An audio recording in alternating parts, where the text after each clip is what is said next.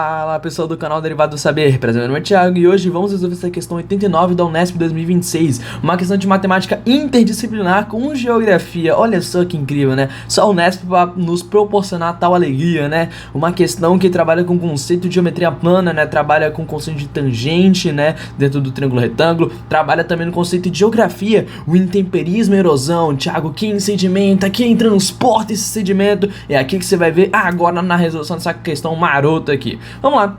Mas antes de resolver essa questão muito brava da Unesp, já vai fazendo o básico, né, tropa? Compartilha, curte, comenta para dar aquele engajamento muito bravo, muito maroto, pra gente continuar amassando essas questões muito boas de Paulista, também de vestibulares tradicionais, do Enem e vamos que vamos. Nos períodos chuvosos do ano são frequentes os movimentos de massa. No esquema a seguir, que ilustra tal situação, foram omitidos os processos naturais indicados pelos números 1 e 2, que completariam corretamente as respectivas lacunas.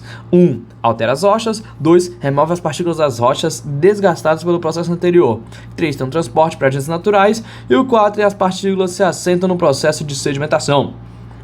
A declitividade percentual de uma encosta calculada pela razão entre sua componente vertical e sua encosta horizontal, além do tipo de material que é composta, são fatores que podem causar instabilidade e deslizamento. A imagem a seguir mostra os ângulos de repouso, que representam o ângulo máximo que tal talude de um material inconsolidado pode ter sem desabar. Para dois tipos de materiais de uma encosta, temos 1 e 2.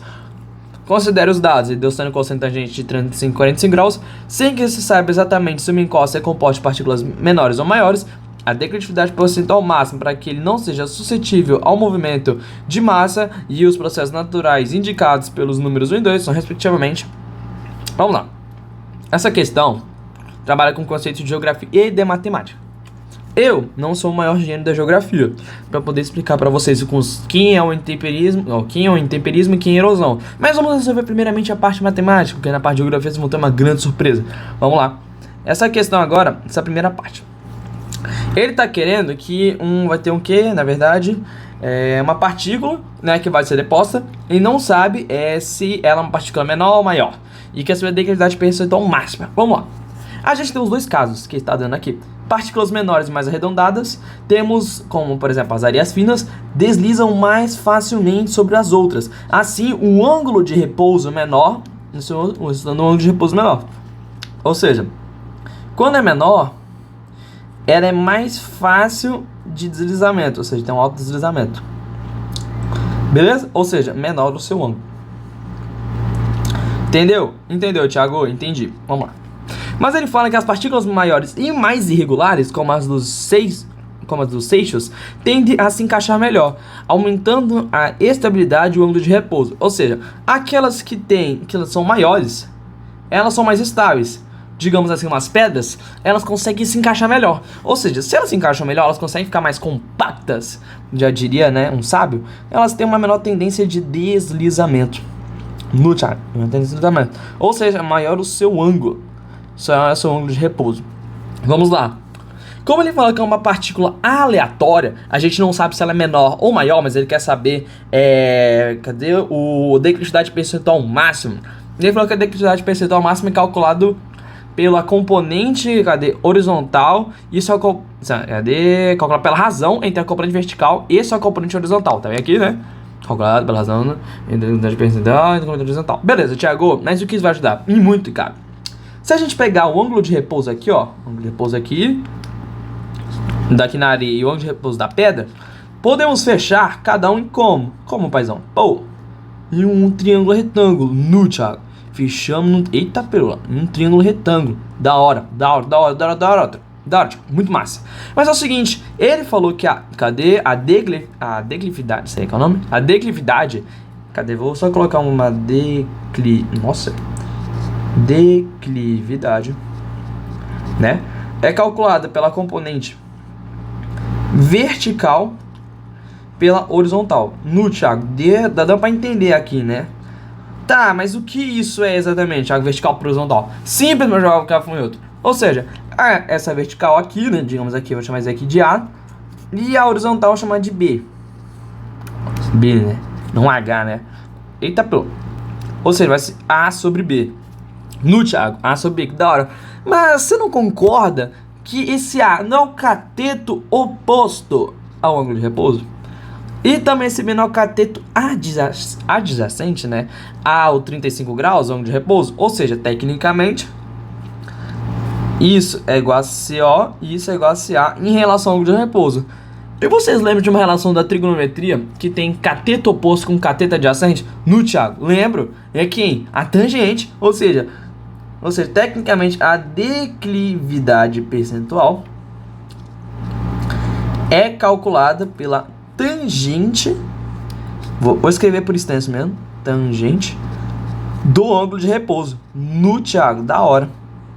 Muito da hora. Muito da hora. A gente já entendeu essa primeira relaçãozinha básica, besta. Mas vamos lá. Ele fala que é uma partícula aleatória, mas ele quer aquela que seja máxima e que não seja suscetível. Beleza, mas pensa comigo. Quem tem que... vamos fazer o básico também? Vamos eliminar duas alternativas?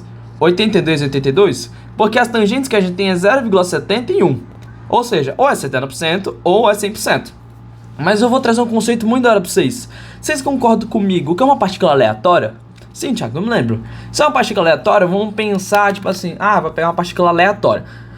Qual o ângulo de segurança para essa partícula não deslizar? Ou seja, o ângulo de segurança para essa partícula não deslizar não é o de 35 graus, porque o de 35 graus, ele está trabalhando com algo muito liso, tipo, a areia é fina e pequena, ou seja, é muito fácil deslizar. Ou seja, o nosso ângulo, digamos, de proteção, nosso ângulo de repouso, que vai, tipo, o ângulo de repouso máximo que vai servir para que não, qual nome eu posso dizer, para que não ocorra tal deslizamento, é quem? É o de 35 graus. Por quê? Porque se ele consegue fazer com que partículas menores consigam evitar seu deslizamento, imagina com partículas maiores. Ou seja, tecnicamente, esse ângulo teria que ser de quem? O de... Cadê? Ou seja, o ângulo da declividade máxima aqui, né, tem que ser quem? Tem que ser a tangente de 35, ou seja, a declividade máxima. É a tangente de 35. E quem é a tangente de 35? 0,7. No Thiago, 0,7. E que é 0,7 aqui, moço? 0,7 é 70%. No Thiago, C&D, intemperismo e erosão. É que tá, meu amigo, como eu falei, eu não sou um gênio da geografia pra dizer pra vocês. Então por isso que eu vou passar essa questão pra ter uma continuidade na parte de geografia pra o meu companheiro amigo Hélio. Vai lá, Hélio, mata essa questão. E aí, Thiago, beleza? Obrigado aí por ter mandado para mim. Para quem não me conhece, eu sou o Hélio e eu vou dar uma explicada um pouquinho mais sobre o que o Thiago não conseguiu, dado que a questão ela não é somente de matemática, né? Aqui a gente vai ter uma resolução que baseia na seguinte ideia: a primeira parte, que é a matemática, que você tem que descobrir qual que é o ângulo mínimo, que você já descobriu. Agora você tem que descobrir o que significa esse um e 2 e por que que não pode ser um e ser o outro, né? Porque você percebe que a resposta ela vai mais para uma área de geografia, porque você vai ter que intercalar se é uma erosão ou se é um intemperismo. Primeiro, vamos voltar ao início da sentença, que é lá a sacada está. Nos períodos chuvosos do ano, são frequentes os movimentos de massa. No esquema a seguir, que ilustra tal situação, foram omitidos os processos naturais indicados no número 1 e 2. Então vamos se atentar bem a isso, que completariam corretamente as respectivas lacunas. 1. Altera as rochas. A gente está vendo que tem uma chuva que cai direto nas rochas e está alterando. 2. Remove partículas da rocha desgastando pelo processo anterior. Desgastadas pelo processo anterior. Então a gente tem que se atentar bem. Primeiro, vamos dar uma revisãozinha básica. O que é o intemperismo e depois a gente vai para a erosão. O intemperismo é você pegar uma rocha e modificar ela em três aspectos que estão bem aqui. O primeiro aspecto é o intemperismo químico, tá vendo aqui? Que é normalmente ocasionado com a chuva, mas pode ter outro material como um ácido que modifica a composição química daquela rocha. A água ela cai, infiltra na rocha e muda o quê? Muda a, as, os formatos, como as moléculas estão organizadas dentro dessa rocha. Então, primeiro a gente tem o intemperismo químico. Vou colocar aqui, mais ou menos sem acento mesmo, só para você lembrar o que, que é temperismo químico. E depois a gente tem outros dois tipos de intemperismos que você também pode ter lembrado, né? Que você deveria lembrar. O primeiro, além do intemperismo químico, é o intemperismo físico. Está sendo representado aí pelas rachaduras. Temperismo físico.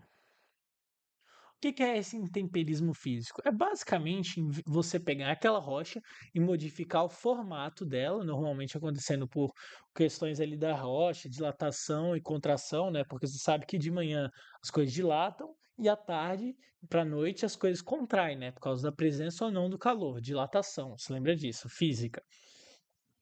E aí, o que a gente tem aqui? Com isso, essa contração e essa dilatação diária forma rachaduras na rocha. Por quê? Porque ela começa a crescer, crescer, crescer e depois ela contrai bruscamente. O que vai fazer nessa coisa de crescer, contrair, crescer, contrair, crescer, contrair, vai fazer o quê? Vai fazer que essas rochas acabem criando falhas, fissuras que facilitam a ocorrência de outros intemperismos. O intemperismo físico é basicamente ela começa a rachar e tal, e pode acabar transformando em intemperismo físico-químico. Por exemplo, pode chover e facilitar a entrada e mudar as moléculas. Lembrando, intemperismo físico não muda as moléculas em si. O intemperismo químico, sim. Esse muda e esse não muda. Então, analisa bem isso. Depois a gente tem outro tipo de intemperismo, que é o intemperismo biológico. O que é esse intemperismo biológico? É basicamente o seguinte: imagina comigo, a gente, quando a gente tem uma rocha e coloca um musgo ou um link em cima, normalmente, de animais de sucessão primária, que se localizam nessas rochas expostas, o que eles fazem? Eles modificam o formato e a composição daquela rocha. Ou por enzimas, ou como eles se sustentam que tem que infiltrar, criando fissuras, eles mudam o ambiente. Então eles estão realizando intemperismo, estão desgastando a rocha em si, estão alterando a rocha, eles modificam a rocha na sua composição em si. Beleza? Beleza. Tá, Hélio, mas o que é erosão? Erosão é o seguinte: se intemperismo é você ir lá e modificar a rocha, erosão é outra coisa. Ele remove, é basicamente a erosão, ela pega essas moléculas desgastadas, essas coisas que foram alteradas pelos intemperismos e transporta, leva para outras regiões, pega esse processo de sair de um ponto A para B. Isso é uma erosão. Você pega e vai basicamente levando e levando aquelas coisas. Que me recorde, um exemplo muito claro é lixiviação, né? Lixiviação é um exemplo muito claro de erosão que a gente pode observar, mas tem outros tipos. Erosão tem suas subdivisões, mas raríssimas vezes é cobrado.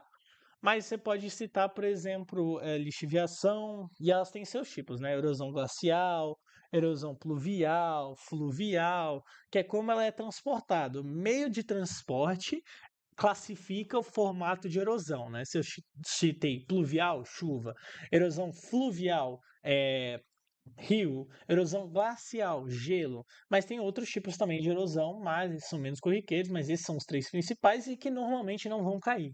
Após essa mini recuperação do que é o intemperismo e qual é o tipo de erosão, a gente vai ter que olhar bem. O que é o primeiro? Altera as rochas. Ó, tá chovendo e fala altera a rocha. O que é a chuva e alteração de rocha?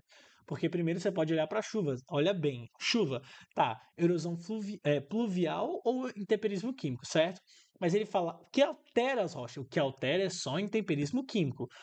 Erosão pluvial não altera, ele só transporta. Erosão é uma coisa de transporte. Se lembra bem, temperismo é uma coisa de modificar.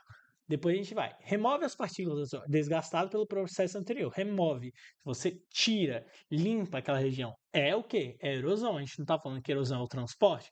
Então você vai lá, na sua respostinha, a 70% intemperismo e erosão. Beleza? Muito obrigado. Não se esqueça de se inscrever, deixar o like. Não se esqueça de compartilhar também, que eu espero vocês para o próximo vídeo.